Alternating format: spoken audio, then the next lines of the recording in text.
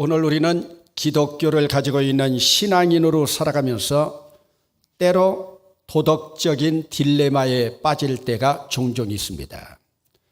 세상을 살아가다 보면 사면 초가의 절벽같이 헤어나오지 못할 그런 경우가 있어요.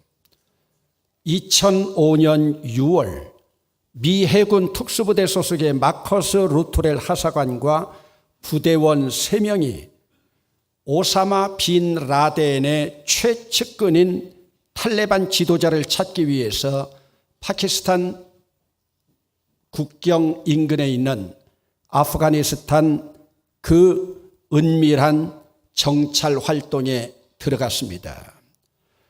험한 산악 지역의 마을에 은신하고 있는 중무장한 그 탈레반 세력을 소탕하기 위해서 마을이 내려다 보이는 산등성이에서 정찰팀이 자리를 잡고 있는데 마침 그때 아프가니스탄 농부 2명이 100여 마리의 염소를 몰고 나타났습니다. 그 가운데는 14살가량의 소년 아이도 끼어 있었습니다. 미군들은 이들에게 총을 겨누고 바닥에 앉으라고 한 뒤에 이들을 어떻게 해야 할지 의논했습니다. 염소 목동들은 무장하지 않은 민간인들이기 때문에 놓아주어야 했지만 또 한편으로는 작전을 수행하고 있는 가운데 미군의 소재를 탈레반에게 알려줄 위험에 처해 있었습니다. 4명의 병사는 몇 가지 선택을 놓고 고민합니다. 밧줄이 없어서 이들을 묶어서 다른 은신처로 이동할 수도 없는 상황이라 이들을 죽이든지 풀어주든지 둘 중에 하나를 선택해야 됩니다. 한 부대원이 작전 중이기 때문에 죽여야 한다고 주장합니다. 우리는 국가의 지시를 받고 작전의 임무를 수행 중입니다. 우리의 목숨을 지키기 위해서 어떤 일도 할 수 있는 권리가 우리에게 있습니다. 저들을 놓아주어서는 안 됩니다. 루트렐은 망설이고 있었습니다. 마음속으로 그의 판단이 옳다고 생각했기 때문입니다. 작전 수행 중인 그들은 그들에게 불리한 상황에서 그들이 비무장이라 하더라도 풀어줄 수는 없었습니다.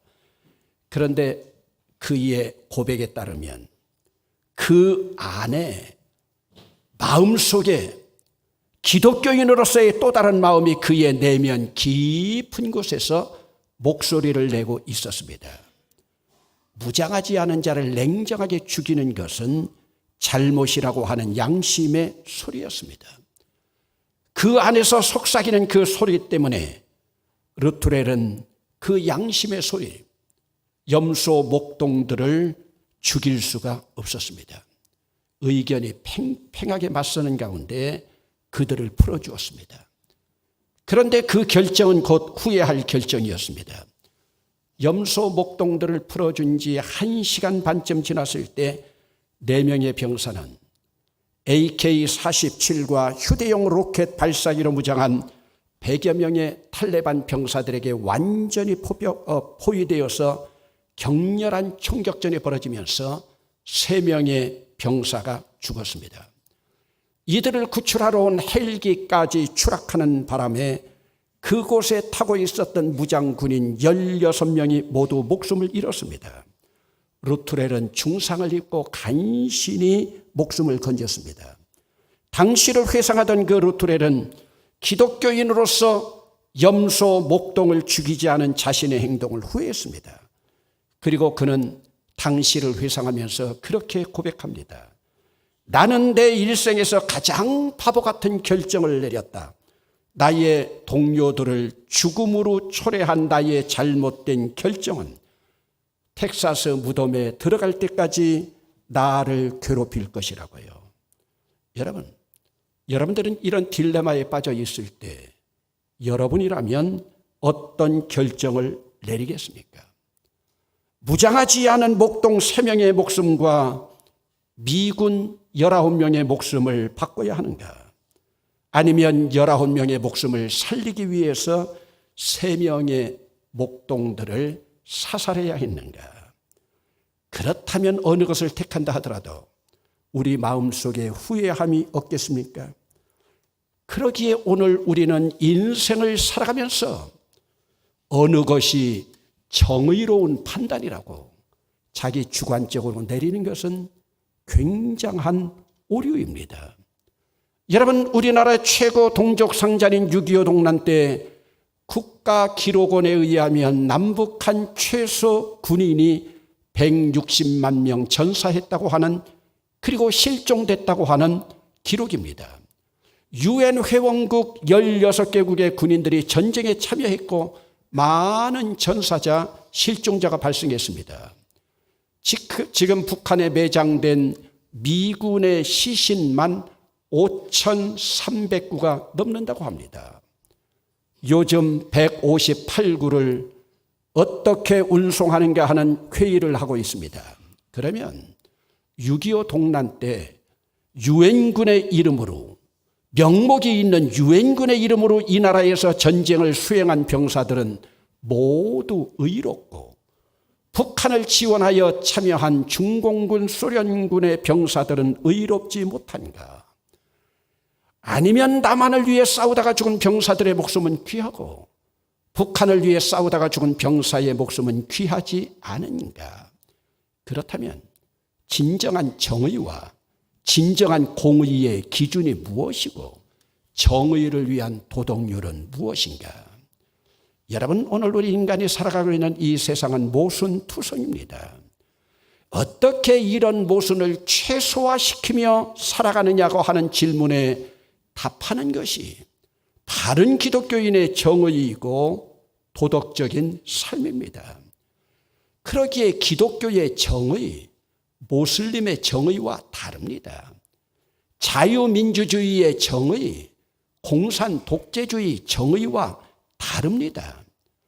여러분, 마르크스, 엥겔스 역사관인 유물사관은 인간의 생명까지도 물질로 해석할 수 있기 때문에 인간의 역사 발전이나 계급 투쟁이나 혁명 과업 완수에 방해가 된다면 아무리 많은 인간이라도 가차없이 처단할 수가 있습니다.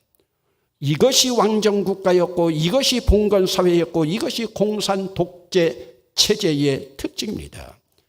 여러분, 지금 북한이 그렇지 않습니까? 중국은 어떻습니까? 1966년부터 10년 동안 모택동의 문화혁명 이 시기에 10대의 어린 중고등학생들을 중심으로 홍위병을 조직해서 지식인을 포함한 자기 동족 가운데 똑같은 공산당원 300만 명을 죽창으로 돌로 때려 죽이거나 숙청시켰습니다. 그 배후에는 독재자 모택동이 있었습니다. 그러나 모택동이 1976년 죽은 후에는 당시 숙청되었던 모든 자들이 복권되고 사면되었습니다. 그러면 모택동이 살아있을 때의 홍위병들은 그들의 살인이 정당했고, 모택동이 죽은 후에는 그들의 죄가 죄로 남아있을 것인가? 여러분, 이념의 갈등 속에 살아가고 있는 오늘 우리는 세상에서 정의를 논할 때 정확한 해답은 없습니다. 다만 최선의 선택만 있을 뿐입니다. 그러므로 내 개인의 사상에 따라서 이것이 정의고 이것이 옳다고 함부로 단정짓는 것은 어리석은 자들의 모습입니다. 그렇기 때문에 오늘 우리는 이 세상을 살아가면서 지도자를 잘 만난다, 좋은 시대를 타고난다, 이것은 바로 우리 몫의 복입니다. 여러분, 북한 사회를 한번 보세요. 김일성이라는 잘못된 공산주의 지도자 한 사람 때문에 수백만의 남북한 백성들이 고생할 뿐만 아니라 1,000만이 넘는 이산 가족을 배출했고, 지구촌에 많은 전사자와 부상자 부모들이 가슴에 한을 안고 살아온 지 68년, 두 세대가 넘어가고 있습니다. 여러분, 구소련의 스탈린 독재자, 그들이 우리 동족인 수십만 명의 고려인 강제 이주 정책, 독일의 나치주의자 히틀러, 이태리의 파시스트 무솔리니, 일본의 군국주의자 이등 방문과 같은 전쟁 미치광이들 때문에 세계 근대사는 역사의 질곡 속에 빠져서 방향을 잃고 헤매었던 시대가 있었습니다. 그러면 여러분, 그러한 미치광이들의 공통점이 무엇입니까? 그들의 공통점은 한 가지입니다. 편협된 민족주의와 국수주의 틀에 갇혀진 개인의 권력욕입니다. 여러분, 그런데 민족주의와 국수주의 틀에 갇혀있던 그 지도자들을 배출한 그 나라와 연관된 기독교 역사와 관련되어진 참 아이러니한 일들이 있습니다. 여러분, 나치주의 본산인 독일, 기독교의 대전환을 이루었던 최초의 종교개혁자 마틴 루터를 배출한 독일 조국이 아닙니까? 파시스트 독재자 무솔리니를 배출한 이태리, 가톨릭의 본사 아닌 교황청이 있는 나라 지역이 아닙니까? 여러분, 고려인들을 탄압하는 정책을 썼던 스탈린, 동방정교회 본산인 러시아 출신이 아니겠습니까? 그렇다면 정치인들의 독재와 기독교의 종교 아니면 다른 종교와는 별개의 문제인가? 그러기에 기독교를 비롯한 종교가 편협한 민족주의나 국수주의에 빠지면 특별히 기독교는 예수님의 정의, 예수님의 공의와는 거리가 멀 수밖에 없습니다. 여러분, 그러면 예수님이 말씀하시는 공의가 무엇일까요? 예수님께서는 공중에 날아가는 저 새를 바라보고 들에 있는 들풀을 바라보면서 배우라고 말씀하고 있습니다. 공중을 날아가는 새도 조금 있으면 아궁이에 들어갈 들풀도 하나님이 저렇게 돌보시고 있는데 하나님이 창조하신 인간이랴. 여러분, 이 말씀을 원문에 조금 가깝게 해석하면 하늘을 나는 새나 들의 들풀보다 하물며 너희를 더 잘 입히지 않겠느냐. 여기서 강조하고 있는 것은 비교급 더 잘입니다. 그러나 이 표현은 비교급이 아닙니다. 최상급의 변형된 표현입니다. 인간을 가장 잘 돌보시는 하나님입니다.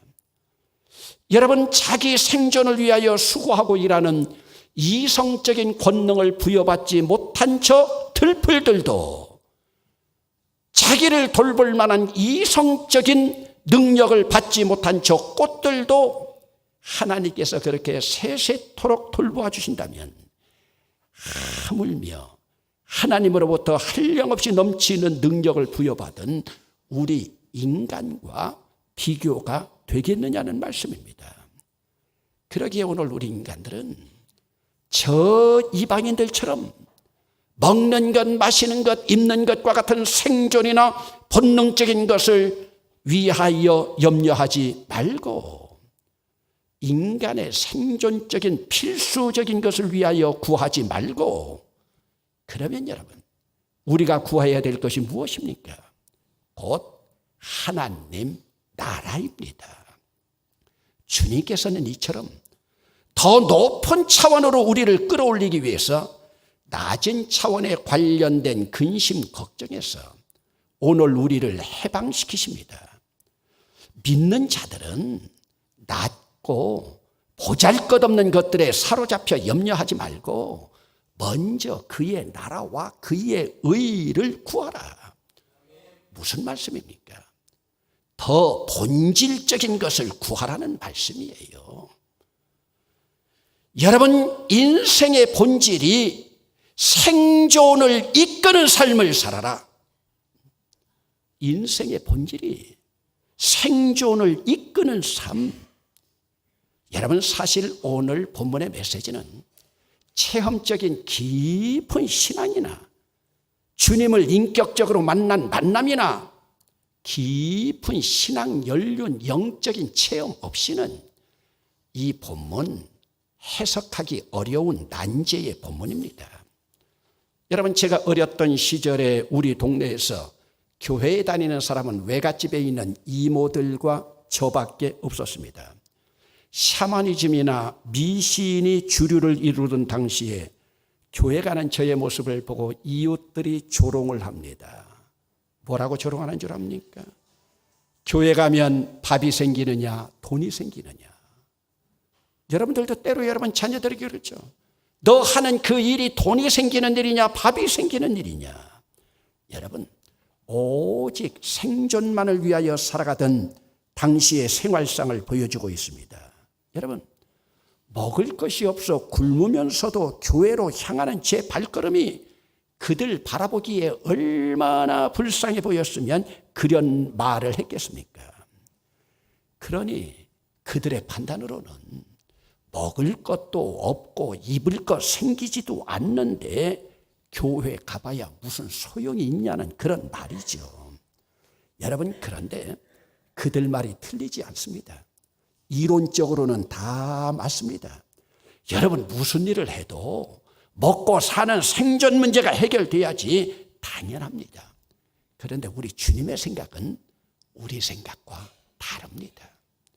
주님의 뜻은 우리의 뜻과 다릅니다. 이것을 조금 학문적으로 말하면 우리 주님은 눈에 보이는 유형적인 형이하학적인 것을 위해서 살지 말고 눈에 보이지는 않지만 존재론적이고 본질론적인 형이상학적인 것을 구하면서 살으라고 하는 말씀입니다. 여러분, 마태복음 4장 4절 가운데서도 보면 사람이 생존을 위한 떡으로만 사는 것이 아니요 하나님 입으로부터 나오는 말씀으로 살아야 할 것이니라. 여러분, 본질이 존재론적인 것이 생존보다 앞서갑니다. 돌아오는 수요일 본문으로 나와 있는 마태복음 10장 28절에 보면은 몸은 죽여도 영혼을 죽이지 못하는 자들을 두려워하지 말고 오직 몸과 영혼을 능히 지옥에 멸하실 이를 두려워하라. 너희들 육체 정도 멸하는 사람 두려워하지 말고 너희의 영혼을 지옥으로 이끌 자를 두려워하라. 그러면 여러분, 우리 주님께서 원하시는 말씀이 무엇입니까? 오늘 본문 33절입니다. 그런즉 너희는 먼저 그의 나라와 그의 의를 구하라. 그리하면 이 모든 것을 너희에게 더하시리라. 여기서 중요한 것이 무엇입니까? 먼저입니다. 우리는 먼저 할 일이 있고 나중에 할 일이 있습니다. 우선 주님이 우리에게 원하시는 말씀이 무엇이냐? 주님 나라와 그의 의를 구하는 일이에요. 이 우선순위만 지키면 의식주나 우리의 생존 문제 하나님이 책임지신다고 하는 강력한 메시지입니다. 그러면 여러분, 누군가가 질문할 겁니다. 목사님, 이 말씀이 상식적으로 이해가 됩니까?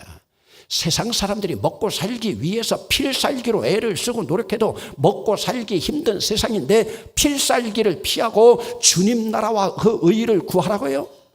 여러분, 예수님의 가르침은 깊은 신앙을 체험한 사람들, 그들만이 이해할 수 있습니다. 그들은요, 세상 상식으로 살아가지 않습니다. 이것이 하나님의 신비한 하나님 나라의 비밀입니다. 그러기에 우리 주님은 원하십니다. 내가 가지고 있는 모든 것을 가지고 주님 앞에 먼저 해야 되고 구해야 될 일이 있습니다. 내가 가진 모든 것을 가지고 내 삶을 이끌어서 주님 나라를 위해서 일하라는 말씀입니다. 오늘 나의 모든 것을 가지고 주님 나라를 위한 열정으로 불태우기를 우리 주님은 원하고 있습니다. 주님 나라를 실질적으로 구하라. 그러게 여러분, 오늘도 여러분들이 옷 입는 것도 주님 나라를 위하여, 여러분들이 먹는 음식도 주님 나라를 위해서 먹으라고 말씀하고 있습니다. 우리의 모든 삶을 위한 필수품을 통해서도 하나님 나라를 침투하고 하나님 나라를 침노하고 하나님 나라를 침략하라고 하는 거예요. 여러분, 오늘 우리 삶 자체에 대해서는 전혀 염려하지 말고 오히려 우리가 염려해야 될 것은 바로 그 삶의 모든 부분을 통해서 하나님 나라가 임하도록 하는 것입니다. 그렇다면 지금 내가 살아가고 있는 내 삶이 얼마나 부끄럽습니까? 주님이 원하시는 정의는 바로 이것입니다. 우리의 삶의 현장에서 주님 나라를 위해서 일하는 것이 주님이 원하시는 정의예요. 그러므로 기독교는 정의를 위하여 입술로 외치는 것이 아닙니다. 투쟁이 아닙니다. 데모로 실현되지 않습니다. 주님 나라와 의의를 위한 우선순위에 가장 먼저 놓을 것, 주님께서 원하시는 주님 나라를 내 삶의 현장에서 이루어 나가는 겁니다. 그래서 주님 나라를 이루고 정의를 이루기 위해서 주님께서 말씀하셨습니다. 심령이 가난하고 애통하고 온유하고 의에 줄이고 목마르고 긍휼히 여기고 마음이 청결하고 화평하게 하고 의를 위하여 박해를 받는 일입니다. 여러분, 역사적으로 바라볼 때 전쟁 미치광이들이나 공산 독재자들에게 하나님 나라에 관심은 없었습니다. 그들은 하나님 나라도 알지 못합니다. 그러기에 그들은 하나님 나라를 향해 가는 이 강산에 피비린내로 더럽혔습니다. 다시는 이 삼천리 금수강산에 피비린내가 진동하지 않도록 오늘 우리는 무기로 무장할 것이 아니고 트럼프의 평화 회담에 의지할 것이 아니고 우선순위에서 하나님 나라를 위해 살아가시면 하나님께서 이루실 줄 믿습니다. 오늘도 나는 하나님 나라를 위하여 살아가고 있습니까? 기도합시다.